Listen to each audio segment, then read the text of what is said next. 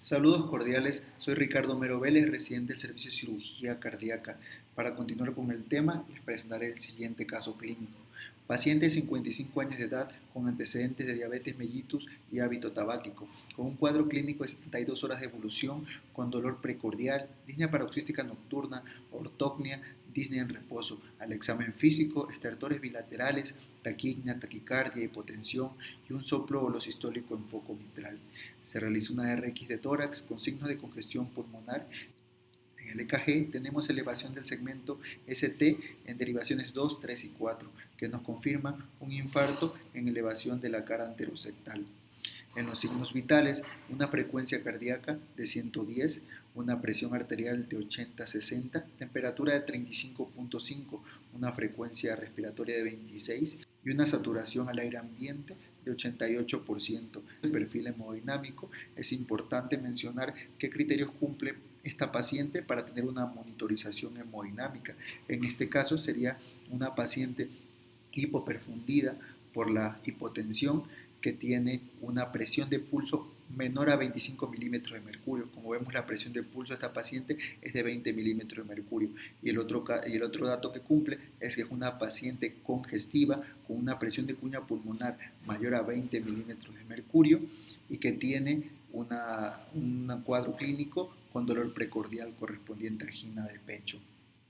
En cuanto al perfil hemodinámico, una presión arterial sistémica de 80-60 con una media de 67, presión de la vena cava o presión venosa central de 12 milímetros de mercurio, una presión arterial pulmonar de 20-13 con 16 de media, una presión de cuña o enclavamiento pulmonar de 20 milímetros de mercurio, gasto cardíaco en 2.8, índice cardíaco en 1.8, resistencia vasculares sistémicas de 1900 dinas y resistencia vasculares pulmonares de 260 dinas. ¿Qué datos nos llaman la atención en este perfil hemodinámico? En este perfil hemodinámico es el caso de una paciente que llega con hipotensión, una paciente que tiene un índice cardíaco disminuido de 1.8 y una presión de cuña pulmonar de 20 milímetros de mercurio. El resto de los valores se encuentran normales o un poco elevados de una manera compensatoria. Con estos datos vamos a clasificarla dentro del cuadro de tipos de choque que he descrito hacia su derecha. Tenemos el shock cardiogénico, shock hipovolémico, shock vasopléjico y shock séptico. En este cuadro tenemos un más cuando una de las características mencionadas esté presente o esté aumentada de una manera compensatoria y un menos en caso de que esté disminuida. Las características son la tensión arterial sistólica, el índice cardíaco, la presión de la vena cava o la presión venosa central y la resistencia vascular sistémica.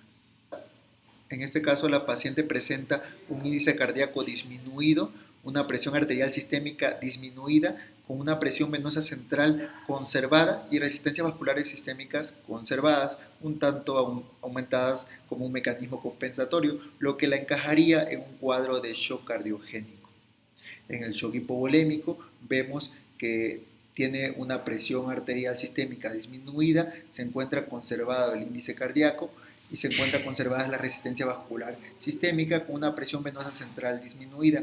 En el shock vasopléjico tenemos una hipotensión con un índice cardíaco conservado y con una presión venosa central y resistencia vasculares sistémicas disminuida, como todos los casos de shock refractario, que por la vasodilatación no solo afectan a la resistencia vascular sistémica, sino que también secuestra el volumen. Algo similar se observa en el shock séptico. Ya habiendo analizado la clasificación de Forrest, que es muy importante recordar que fue descrita en el año 1976 a base de un estudio de 200 pacientes con infarto agudo de miocardio, en los que nos pudieron dar 4 tipos de clases, en los que nos dan características de cómo llega el paciente a la emergencia, con qué se puede tratar, la mortalidad que presentan estos tipos de pacientes, clasificándolo en 1, 2, 3 y 4, siendo la 2 en el paciente con edema pulmonar la más común y con mortalidad del 10%, y en este caso en particular tenemos un paciente con un shock cardiogénico que sería el estadio 4, en lo que tiene una mortalidad aproximadamente del 55%.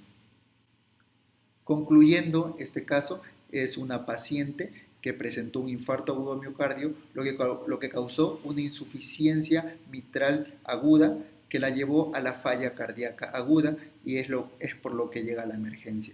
Muchas gracias.